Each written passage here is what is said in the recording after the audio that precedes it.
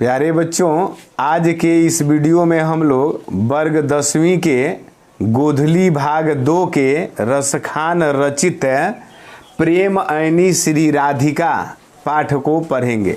तो आइए इस पाठ को पढ़ते हैं। आप ध्यान से सुनेंगे और समझने का प्रयास करेंगे। जैसा कि आप देख रहे हैं, पाठ का नाम है प्रेम ऐनी श्री राधिका। अर्थ हुआ प्रेम ऐनी श्री राधिका। ऐनी का अर्थ होता है गृह या खजाना, गृह या खजाना। इस प्रकार से अर्थ हुआ प्रेम ऐनी यानी प्रेम का गृह चाहे प्रेम का खजाना श्री राधिका, यानी श्री राधिका जो है प्रेम का खजाना है, प्रेम का घर है। कवि रसखान बताते हैं प्रेम ऐनी श्री राधिका प्रेम बरन नंद नंद। प्रेम ऐनी श्री राधिका यानी प्रेम का खजाना है श्री राधिका, यानी श्री राधिका जो है प्रेम का खजाना है। प्रेम बरन नंद नंद, नंद के नंद यानी श्री कृष्ण जो है प्रेम का बरन है, यानी प्रेम का रंग है। कवि रसखान बताते हैं कि श्री राधिका जो है प्रेम का खजाना है और श्री कृष्ण जो है प्रेम का बरन है। श्री कृष्ण को प्रेम का बरन कहने का तात्पर्य है, जैसा कि काव्यों में ऐसी चर्चा मिलती है कि प्रेम का बरन जो होता है सांवला होता है, ठीक उसी प्रकार से श्री कृष्ण भी सांवले वर्ण के थे। इसलिए कवि रसखान ने श्री कृष्ण को प्रेम बरन कहा है। आइए आगे देखते हैं। प्रेम बाटिका के दोऊ यानी प्रेम रूपी बाटिका के, बाटिका का अर्थ बगीचा होता है, यानी प्रेम रूपी बगीचे के दोऊ यानी दोनों, यानी श्री कृष्ण और राधिका माली मालिन द्वंद यानी माली और मालिन है। कवि रसखान श्री कृष्ण और राधिका को माली और मालिन बताते हैं। आगे कहते हैं मोहन छवि रसखानी लखी, मोहन छवि रसखानी लखी। रसखान अपनी स्थिति का वर्णन करते हुए बताते हैं कि जब से मैंने मोहन की छवि को लखा है यानी देखा है, अब दृग अपने नाही, यानी अब दृग जो है, दृग का अर्थ नयन होता है, आंख होता है। कहते हैं कवि कि अब दृग अपने नाही, यानी अब नयन जो है अपना नहीं है, यानी अपने बस में नहीं है। वे आगे बताते हैं कि उनके नयन यानी उनके दृग की स्थिति क्या हुई है। वे बताते हैं अंचे आवत धनुष से छूटे सर से जाईं, अंचे आवत धनुष से छूटे सर से जाईं। कहने का मतलब ठीक उसी प्रकार से जिस प्रकार से धनुष पर तीर चढ़ा होता है, जब धनुर्धर प्रयास करता है तो उसके प्रयास के कारण तीर जो होता है धनुर्धर के काफ़ी करीब होता है, पर जो ही वह उसे छोड़ता है वह अपने लक्ष्य भेद की ओर अग्रसर हो जाता है और अपने लक्ष्य का भेदन कर डालता है। ठीक उसी प्रकार से रसखान बताते हैं कि काफ़ी प्रयास करने के बाद उनका नयन जो है, उनका नयन जो है उनके बस में तो आता है, लेकिन ज्यों ही वे तनिक कमज़ोर पड़ते हैं उनका नयन जो है आकृष्ट हो जाता है श्री कृष्ण की तरफ और वे विवश और लाचार हो जाते हैं। आगे बताते हैं मोमन मानिक ले गयो, यानी मेरे मन रूपी मानिक्य को ले गयो, यानी लेकर चले गए यानी चुरा लिए। चीता चोर नंद नंद, नंद के नंद यानी श्री कृष्ण जो हैं मेरे मन रूपी मानिक्य को चुरा लिए। यहाँ पर कवि रसखान जो हैं श्री कृष्ण को चितचोर बता रहे हैं, कह रहे हैं कि मेरे मन रूपी मानिक्य को श्री कृष्ण जो चितचोर हैं उन्होंने चुरा लिया है।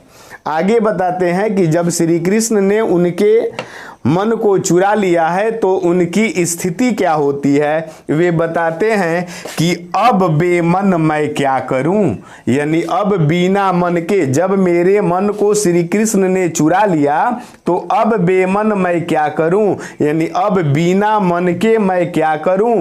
परी फेर के फंद, मैं तो फेर के फंदे में पड़ गया। कवि रसखान बताते हैं कि श्री कृष्ण ने मेरे मन को चुरा लिया है और अब जो है मैं बेमन हो गया हूँ, और बेमन हो जाने के कारण मैं फेर के फंदे में पड़ गया हूँ। आगे बताते हैं, प्रीतम नंद किशोर, यानी हे प्रीतम नंद किशोर, नंद किशोर कहा गया है श्री कृष्ण को। कहते हैं, जा दिन तय नयननी लगियो, यानी जिस दिन से तुमसे नयन लगा है, जिस दिन से मैंने आपको देखा है, मन पावन चित चोर, मेरा मन जो है पावन यानी कि पवित्र हो गया है और चित्तचोर हो गया है, यानी आपने मेरे चित्त को क्या कर लिया है, चुरा लिया है। पलक ओट नहीं कर सको, पलक ओट नहीं कर सको, यानी पल भर के लिए भी मैं आपके चेहरे से अपने नयन को हटा नहीं सकता। यानी जिस दिन से मैंने आपके चेहरे को देखा है, जिस दिन से आपसे नयन लगा है, उस दिन से मैं आपके चेहरे की तरफ आकृष्ट हो गया हूँ। पल भर के लिए भी मैं अपने नयन को आपके चेहरे से नहीं हटा सकता। आइए अब हम लोग इस पद से संबंधित कुछ महत्वपूर्ण प्रश्नों को और उसका उत्तर जानने का प्रयास करते हैं। जैसा कि आपके पाठ्य पुस्तक में पहला प्रश्न है, कवि ने माली मालिन किन्हें और क्यों कहा है। तो इस प्रश्न का जवाब इन्हीं दो पंक्तियों के अर्थ को समझ जाने से आप जान जाते हैं। जैसा कि कवि रसखान बता रहे हैं कि प्रेम ऐनी श्री राधिका, यानी राधिका जो है प्रेम का अयनी है यानी खजाना है। अब प्रेम बरन नंद नंद, नंद के नंद यानी श्री कृष्ण जो है प्रेम का बरन है। आगे बताते हैं, प्रेम बाटिका के दो, यानी प्रेम रूपी बाटिका के दोनों माली मालिन द्वंद, माली और मालिन है। इस प्रकार से यह स्पष्ट हुआ कि कवि ने माली और मालिन किन्हें और क्यों कहा है। तो अब अगर आपसे परीक्षा में प्रश्न पूछा जाता है कि कवि ने माली और मालिन किन्हें और क्यों कहा है, तो आप जवाब लिखेंगे कि कवि ने श्री कृष्ण और राधिका को माली और मालिन कहा है।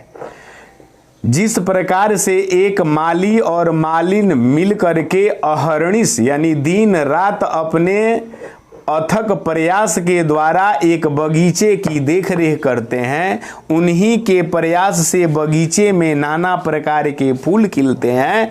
ठीक उसी प्रकार से कवि रसखान के हृदय के अंदर जो प्रेम पनप रहा है, उस प्रेम के जन्मदाता श्री कृष्ण और राधिका ही हैं। अतः श्री कृष्ण और राधिका को कवि ने माली और मालिन कहा है। अब आइए दूसरे प्रश्न को देखते हैं। दूसरा प्रश्न जो आपकी परीक्षा के लिए बहुत ही महत्वपूर्ण है वह है, कृष्ण को चोर क्यों कहा गया है, कवि का अभिप्राय स्पष्ट करें।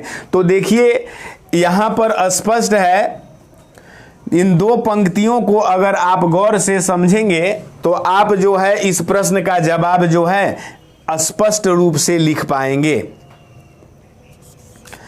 कवि रसखान जो है बताते हैं कि मोमन मानिक ले गयो, यानी मेरे मन रूपी मानिक्य को ले गयो यानी चुरा लिए, चीतय चोर नंद नंद, यानी नंद के नंद यानी श्री कृष्ण जो हैं मेरे मन रूपी मानिक्य को चुरा लिए हैं। अब बताते हैं, अब बेमन मैं क्या करूं, परी फेर के फंद।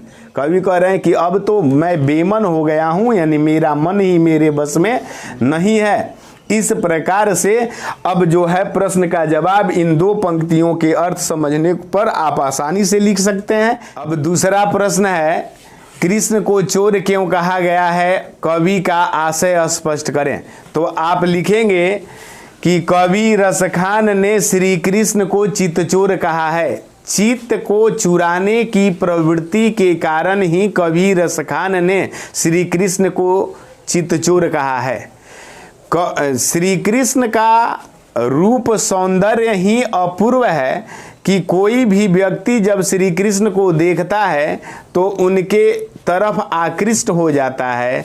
इसी चित्त को चुराने की प्रवृत्ति के कारण कवि ने श्री कृष्ण को चित्तचोर कहा है।